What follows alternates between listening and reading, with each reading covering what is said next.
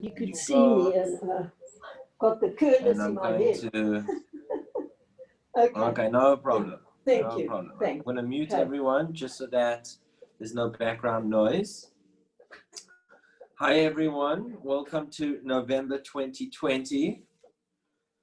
Maybe by the time we have next lecture, we'll have a new American president in the world, or the same one. We'll see. Who knows? Whoever's following, it's quite interesting what's going on there. More on a global issue, meaning intergalactic. Today is termed cosmology and astronomy. I'll be talking about, I think, quite fascinating ideas.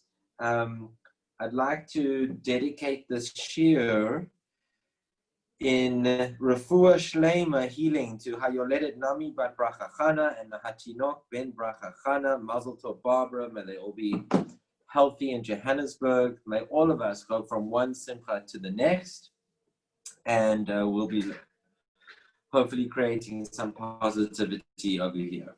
Now, when we talk about cosmology and astronomy, obviously there's a lot of things that you can go into, big bangs, all this type of stuff.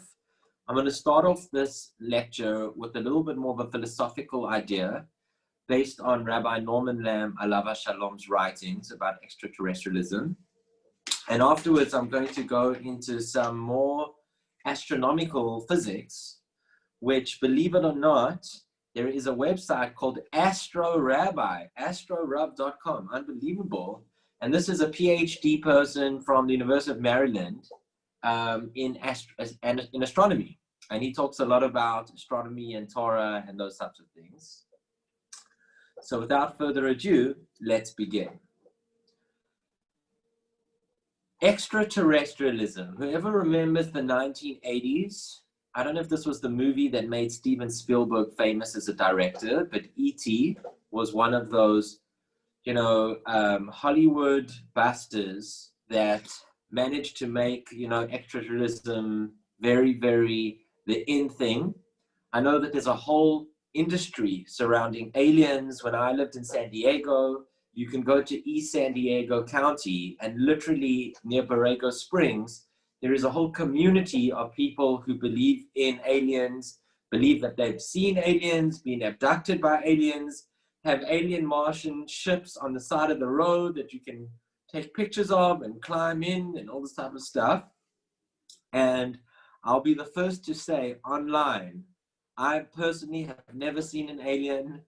I have not been abducted by an alien, thank God. And if any of you have, please tell me about it. I'm very interested in hearing. Why am I talking about extraterrestrialism? So first of all, this is part 4 of 7.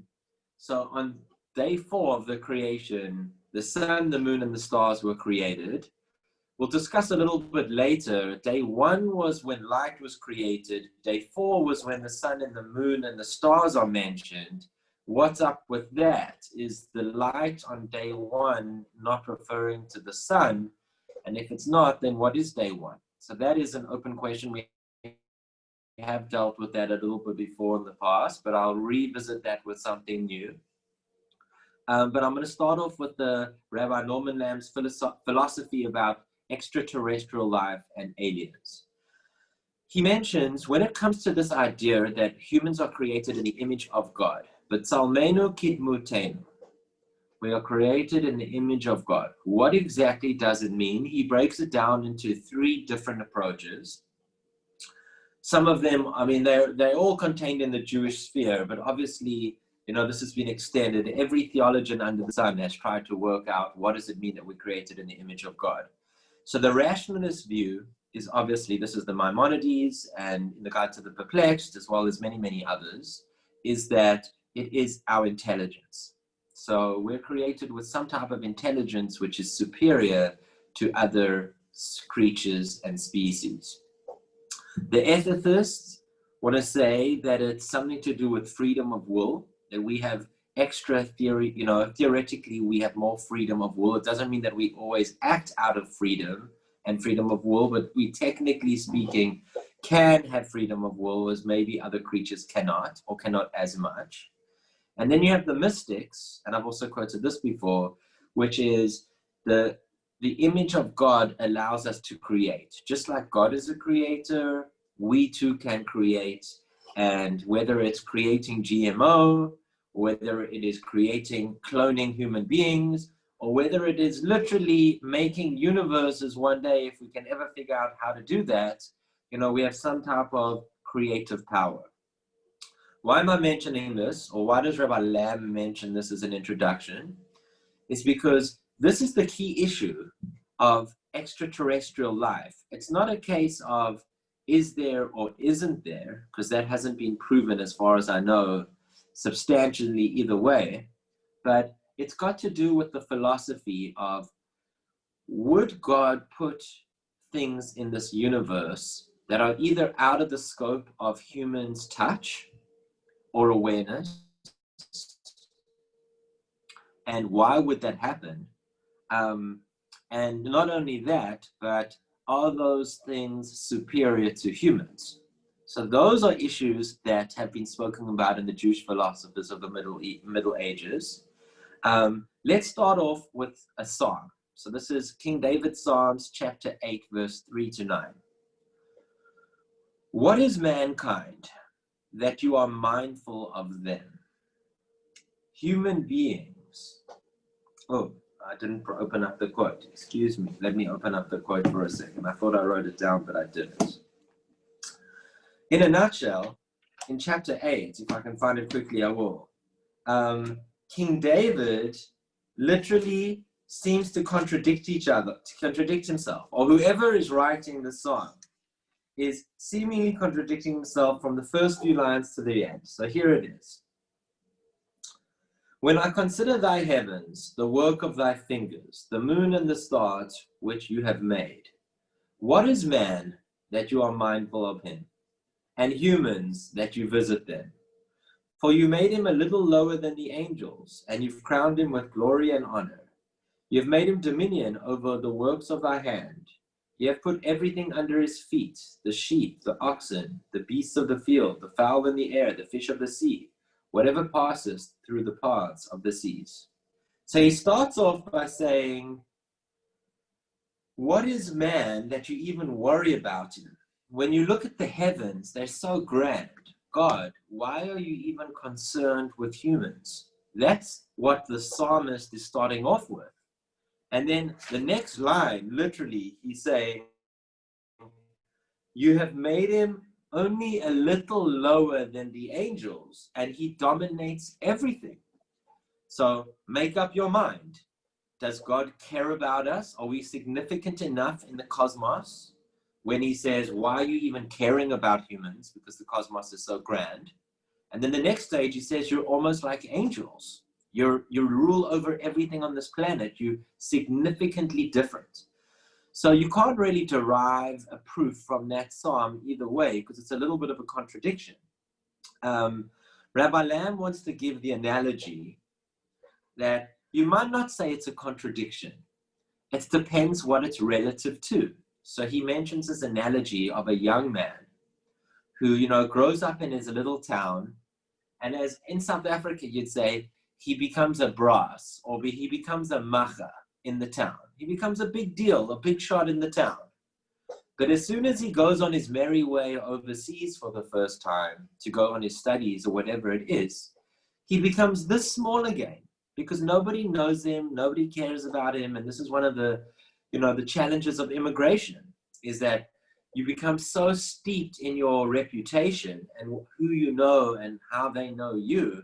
And then you go overseas and all of a sudden you are anonymous and no one cares about who you are, what your degrees are, how skilled you are. From their perspective, you're the new person on the block, you've got to prove yourself.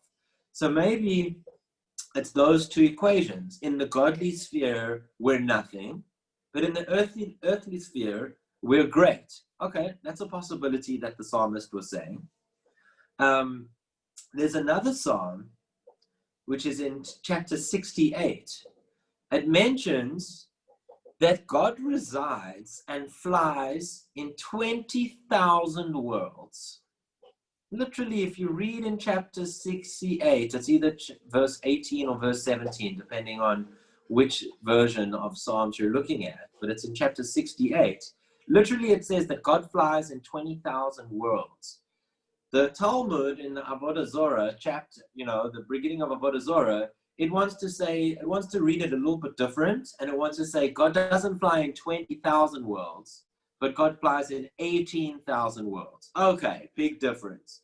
18,000 worlds God's residing in. So the authors of that Talmud are seemingly suggesting that there could well be multiple worlds or maybe multiple universes out there. Human beings don't think that you are the be all and end all of everything. You're just one of those many. Okay, that is not what Rabbi Saadia Gaon believed in the 9th century. Very, very much not. Matter of fact, I would even say that the majority of medieval thinkers, including Rav Moshe Chaim Luzzatto, as well as Rav Saadia, as well as many others, believe that humans are not just the most superior creature in existence, but we are the goal of creation. Unbelievable. I will read you a quote by Rabbi Saadia Gaon. Even though we see that the creatures are many in number, do not be confused in regard to which of them constitutes the goal of creation. For there exists a natural criterion by means of which we can determine which one of all the creatures is the purpose. The goal is humankind. Okay, I changed that humankind. It really said man, but he referred to humans. The goal are the humans, according to Rav Saadia Gaon. What is the natural criterion that he's talking about that you can actually prove that humans are the goal and the reason of the creation? He didn't get it from himself. This was from one of the Greek philosophers, Plato. And Plato had this idea that, and the academics talk about, did Plato change his mind at the end? But definitely at some point in his life, and this is what Rav Saadia Gaon was referring to, there was this idea called the superiority of the middle. It's actually a concept. It's the idea is that the middle of something is the most precious. How does that relate to what we're talking about? Well, if you go back in history, I'm sure you'll remember from, high school and elementary school that you were taught that at some point in the medieval ages, they thought that the earth was the center of the universe and everything was going around the earth. So the earth was the most important. Everything, the further you got away from the earth, the less important it became. Likewise, the heart is in the center of the body. It's the most important organ.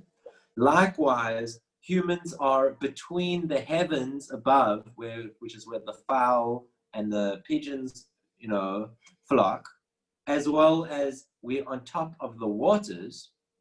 We know that goes way down as well. So we're directly in the middle. That's where we're meant to be, because that is where, what does he call it? The superiority of the middle. This was a principle that Plato had. The scientists change it a little bit, and they call it the centripetal view. The centripetal view. Centripetal view means you're tending towards the center in things.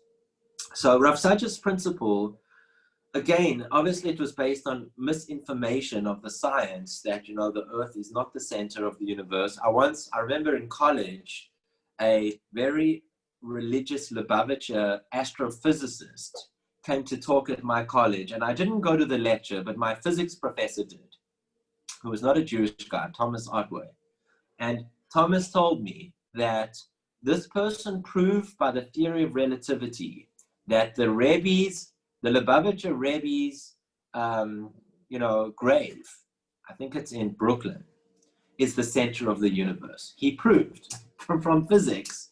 That's what he believed. And that's what my professor Thomas Otway told me, that really on physics, you can prove that anything really is the center of the universe. It's all relative to what you choose as the center. But without going into that too much, because I wasn't at that lecture, Rav Saadia does maintain that there's the superiority of the middle principle, and he interprets Psalms when Psalm says that God dwells in 20,000 worlds, or 18,000 according to the Talmud. He says, don't view it as simultaneous. God dwells in 18,000 consecutive worlds. Yes, there is a concept that God makes worlds, destroys them, makes them again, destroys them, etc., etc. So yes, it's possible that God's created many creations before ours, but don't think that there's other universes other than ours, because we're in the only one that exists. It could implode and then another one replace us, but according to Rav Saadia Gaon, there is always only one universe at a time, and we in this particular creation are the center of the universe. We are the goal, and don't think elsewise. Why am I mentioning all of this? Because this is where Rabbi Lam wants to say that according to Rav Saadia Gaon's view, as well as the Ramchal, as well as some contemporary rabbis that I've spoken to about this topic as well, they would say that absolutely you cannot believe in extraterrestrial life because it doesn't exist. And it doesn't exist because the Torah would have told us about it if it did. And there's no use in looking because it's not there. And not only that, but if it ever was found that there is extraterrestrial things above us in terms of their intellectual prowess and whatever, it would refute the whole of the Torah. You know? So that is what some people want to say. And they're not worried about finding extraterrestrial life because they're so confident that it actually does not exist. Okay, so that's number one, Rav Saadia Gaon. Arguing with that principle is Rambam, Maimonides. So Maimonides, it's interesting because just like Rav Saadia Gaon was influenced by Plato, Maimonides was influenced by Aristotle. I don't know a lot about the Greek history, but I believe Aristotle was a follower or a student at some level of Plato. So at some point, there was a little bit of an argument between Plato and Aristotle about this particular thing. I'll quote you Aristotle. So I've just quoted you Rav Saadia Gaon on Plato about the superiority of the middle. So now you'll understand where Aristotle's coming from. So this is one of Aristotle's works that Rabbi Lam quotes. Quoting Aristotle, the most important and precious part is not the core, i.e. the middle, but the limit and the periphery. So the limit and the periphery of things are the most important things, not the center. The scientists call this not centripetal, which means tending towards the center, but it's called centrifugal. Centrifugal, I don't know how to pronounce that properly, tending away from the center. So what does Maimonides say about this? Maimonides says, on the contrary, human beings are not the goal of creation in any shape or form. Actually, when you look at the Torah and you go through the days of creation, you'll notice that it says on every day, pretty much, and God saw that it was good, ki tov. What does that mean, that God saw that it was good? So Maimonides understands that as God saw that it was meant to be exactly how it is. Those things were created for their own sakes, okay? Not for the sake of human, for their own sakes. I'll quote you the Rambam. This is in the Guide to the Perplexed, 3:13. It should not be believed that all beings exist for the sake of the existence of man. On the contrary, all other beings too have been intended for their own sakes and not for the sake of something else. So literally diametrically opposed positions of Rav Saadia, who said very specifically that humans are the goal of creation, and you've got Maimonides who's saying that no, everything was created for its own self. Now, you can take Maimonides' approach one step further and to say, well, everything was created for its own self. Therefore, human beings are just one of the many animals on this planet, and we are intrinsically no different than anything else. Now, that is not what Maimonides said.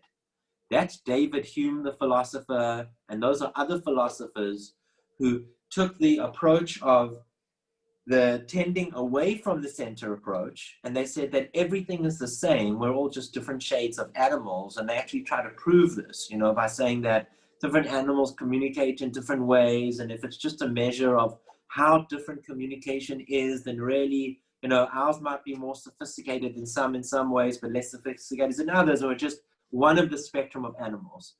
Maimonides acknowledges that humans are significant, but he doesn't say significance equals superiority.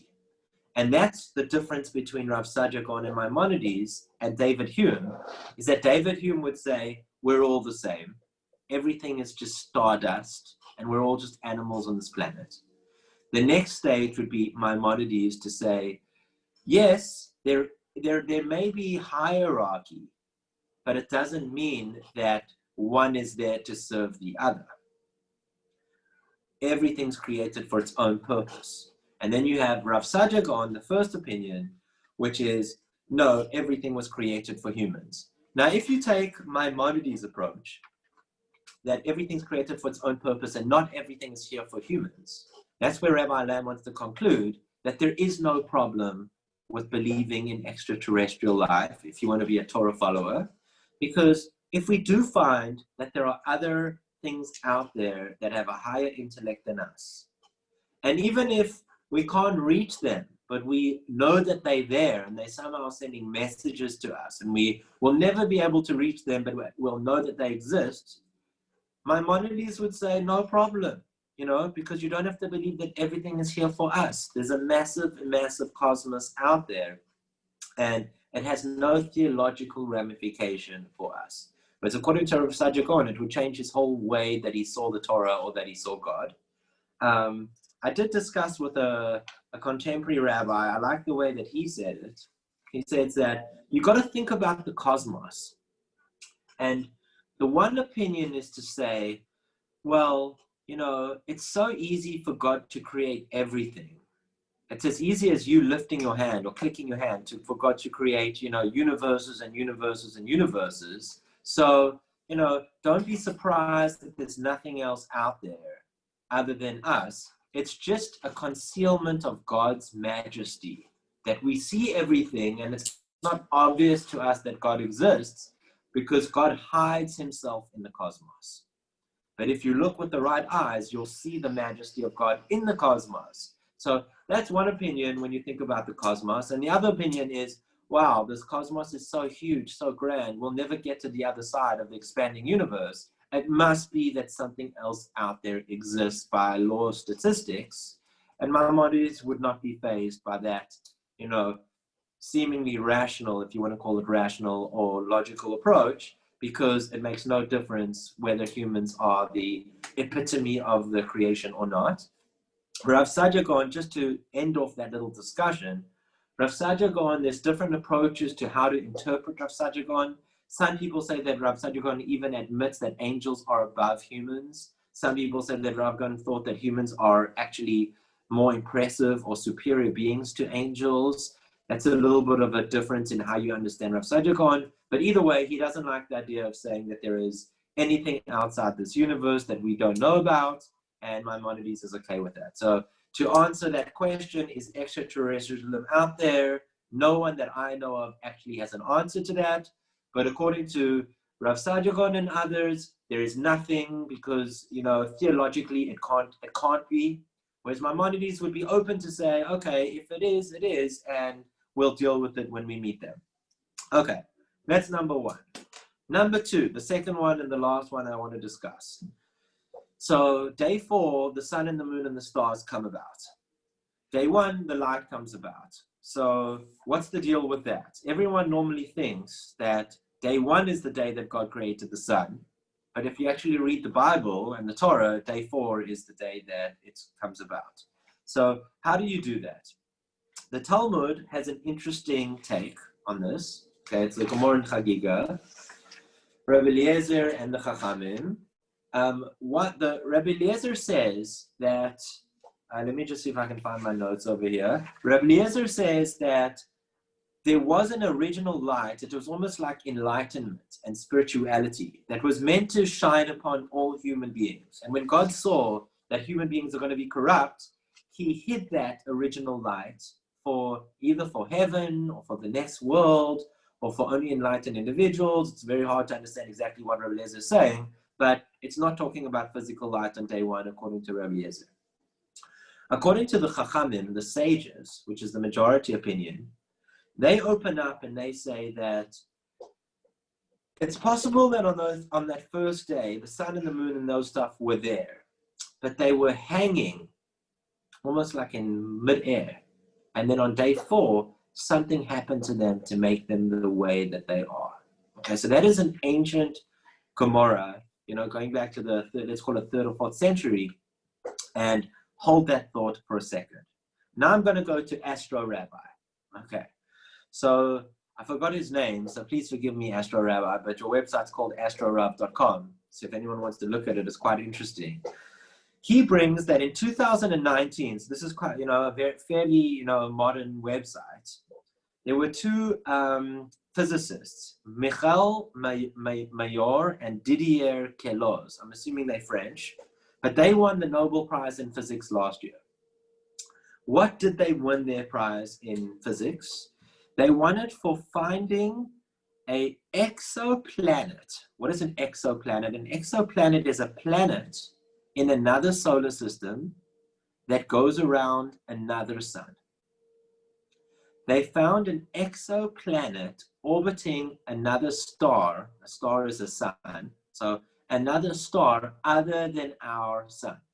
Now, they were trying to prove this for a long time. But last year, these two gentlemen managed to actually find proof of a planet, or they call it an exoplanet, that was flying around in orbit around another sun. So first of all, how do you even work that out? So there's 2 ways that you can work that out, according to Astro Rav, who again is a PhD in astronomy himself. One is called astrometry. Astro, M-E-T-R-Y, astrometry, I guess you call it, astrometry. Now this is using sophisticated, very small minutia measurements. They call them like arc measurements. It's got to do with like 360 degrees and angles. And they use this precision measurement to work out the sun's wobble. Okay, now what does it mean that suns wobble? So in your mind, if you were taught at school that the sun is static, not moving, and the earth and the planets are going around it, there is mostly truth in that. But there's also something missing.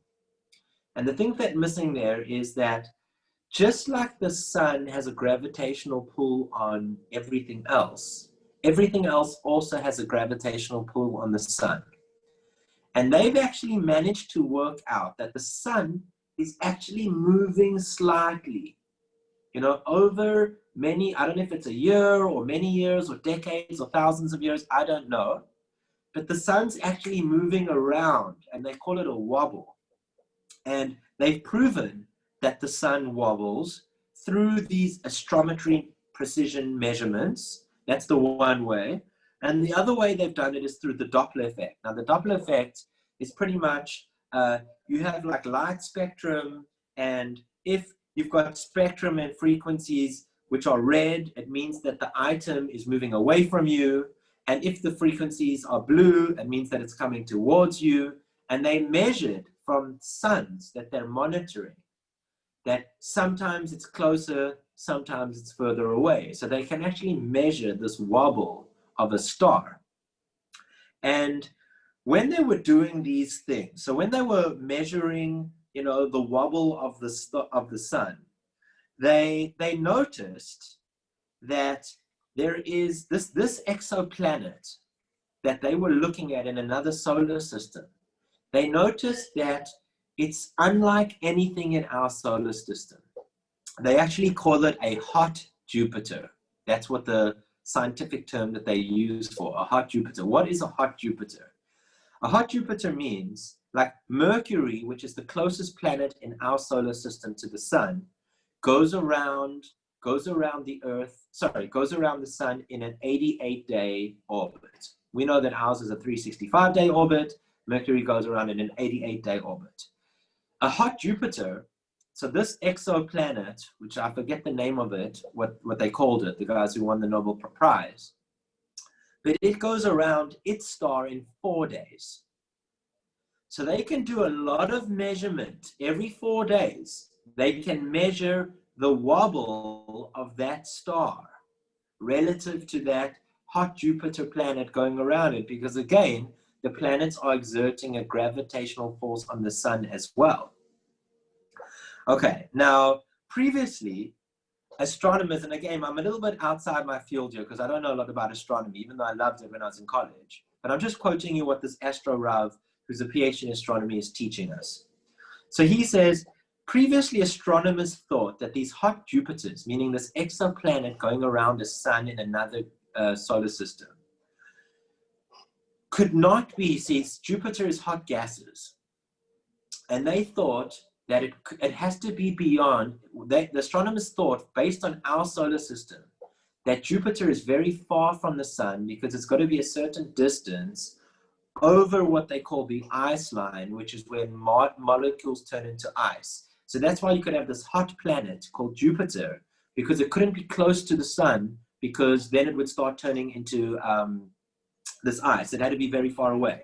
But they noticed in this other solar system that this hot Jupiter was very close to its sun, that it could go around in 4 days. So it was a very small orbit.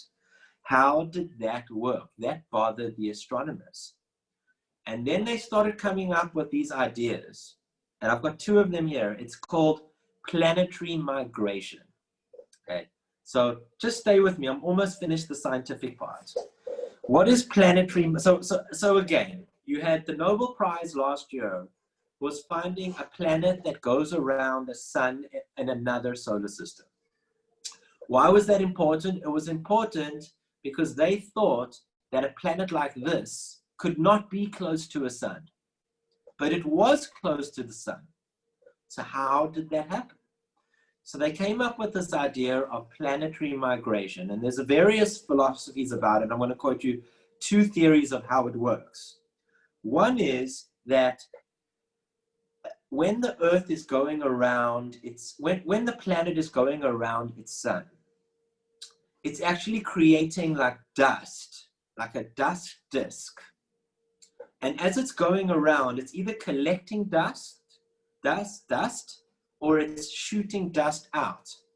And the gravitational force of that dust being pushed either in or out affects the orbit of that planet going around its sun. So theoretically, just by a planet going around its sun, it could change orbit and come closer or further away, depending on the weather and the temperature and the orbit and et cetera, but it could change its orbit based on the disk of gases and dust that are around that sun when the planet's going around it. That's option 1. Option 2 is called close encounters and impacts. So this one is obviously much more intuitive to understand. It says that you could actually have 2 planets hitting each other or going close enough to each other, or hitting an asteroid or a comet or something out there, that it changes its orbit because it's been close enough, or it actually has hit something, and it changes orbit from that impact. And that's how they think that this Jupiter, this hot Jupiter, got to being around its sun so close. It's because it was further away, but it got knocked off and it got hit to a closer orbit. So this is where the Astro Rabbi wants to say that it's plausible that on day 1, thank you, Paul, that on day 1, God created the light, meaning, yes, the sun, the planets, and everything were there. Just like the rabbis were saying that on day 1, everything was created and just suspended. But it was on day 4, on a later time, that everything came into orbit because things hit each other, or there was some type of planetary migration that put things into the way, the orbit that we have them today. And that's what the Astro Rabbi wants to say, that it's exactly in line with what the rabbis had said in the Talmud, that on day 1, everything was created in a certain way, but it took time for things to develop into the orbits that they are today, and that's why they are different days in the count of creation. So that is in a nutshell what I wanted to talk about cosmology and astronomy. Just in a nutshell, there's a theological argument between Rav Sadia Gaon and Maimonides about whether extraterrestrial life can exist out there. If you take the first approach, there's a big problem believing in extraterrestrialism. If you take the second approach, it doesn't even phase him in the slightest. And then we went on to the seemingly contradiction in the first chapter of the Torah over day 1 is light, day 4 is the sun, the moon, and the stars. And I shared Astro Rav's idea about planetary migration and that planets can actually change their orbit based on many different things. And he thinks that that's what the rabbis were saying in the Talmud of day 1 was everything was created in terms of the light and the planets and everything was suspended until later the laws of physics or some type of orbit, planetary migration happened to put things into the orbit that we have today. Thank you everyone for being here. I hope that shed some light on what modern thinkers as well as ancient thinkers are thinking in terms of the cosmos. And bottom line is, it's an amazing thing to look at. And God said, the Rambam says, if you look at the cosmos, if you look at nature, you should come to develop a love and fear of God, because it's hard not to be in awe. So I welcome everyone to take out their telescopes, to go look at the stars, the moons, the suns, etc., and you draw your own conclusion. And if any of you do meet an alien, please let me know what that even could look like. Okay, thank you all. And sometimes when I see my babies in the morning, I think that they look like aliens. But then I realize maybe it's just me half asleep. Okay, thanks everyone for being here. God bless. Thank you very much. With pleasure. Any questions? Anyone? No, okay, because I can't answer them. I know nothing about astronomy. I can just tell you what these other people say. Okay. Well, no, I'm kidding. You surely...